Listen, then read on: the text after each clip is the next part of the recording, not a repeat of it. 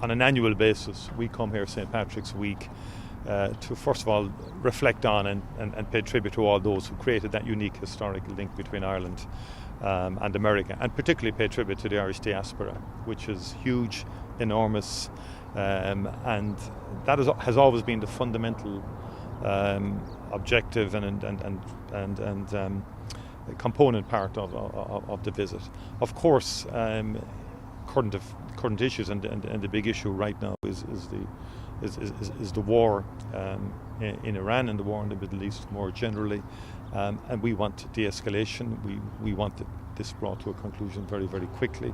The other issue then, of course, obviously, we have a very strong critical economic relationship with the United States, and there are ongoing issues there that are evolving also, and we want to make it very clear that it's a two-way street, that Irish companies now are increasingly very present in the American market, creating jobs in the US, just as many American multinationals create thousands of jobs in Ireland.